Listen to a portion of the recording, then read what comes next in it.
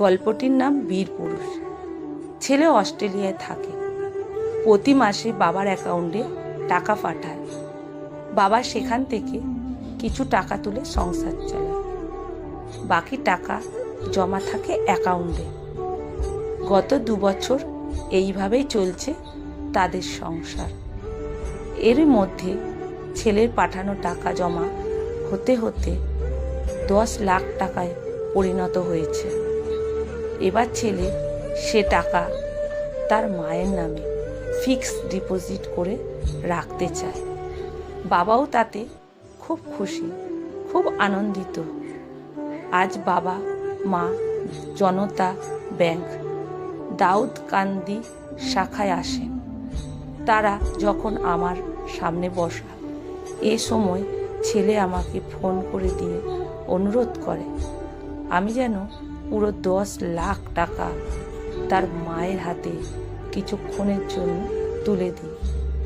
সে ছেলের কামাইয়ের টাকা নিজের হাতে ছুঁয়ে দেখবে বলে তার কথা শুনে আমি কিছুক্ষণ চুপ হয়ে রইলাম। ভাবলাম মনে মনে, মায়ের সেই ছোট্ট খোকাটি আজ অনেকটাই বড় হয়ে গেছে, অনেক বুঝতে শিখেছে। সে কেবল তার কামাইয়ের টাকা পরিমাণ বা সংখ্যা দিয়ে মাকে বুঝতে চায় না। মায়ের চোখে দৃশ্যমান হতে চায়, অনেক বড় করতে চায়।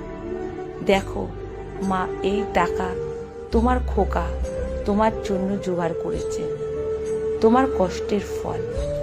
ছেলের কথাগুলো শুনেছিলাম, আজ মনে মনে ভাবছিলাম ছোট্টবেলায় বীর পুরুষ কবিতাটির কথা মনে পড়ে যাচ্ছিল। মনে করো যেন বিদেশ ঘুরে মাকে নিয়ে যাচ্ছি, অনেক দূরে, অনেক দূর দেশেতে। তুমি যাচ্ছ পালকিতে মা চড়ে, আর আমি যাচ্ছি দরজা দুটো একটুকু ফাঁকা করে। আমি যাচ্ছি রাঙা ঘোড়ার পারে, তুমি যাচ্ছ মা টগবগিয়ে তোমার পাশে পাশে। আজকাল তো অনেক মায়েরা জানতেই পারে না যে তার ছেলে কত টাকা মাইনে পায়, কত রোজগার করে। রোজগারের খবর কোনো কিছুই মায়েরা জানতে পারে না। লেখকের নাম জানলে জানাবেন। পাঠে অনিতা ভট্টাচার্য। ভিডিওটা যদি ভালো লেগে থাকে বন্ধুরা, প্রচুর প্রচুর শেয়ার করবেন। আমার প্রণাম ও ভালোবাসা আপনাদের জন্য রইল।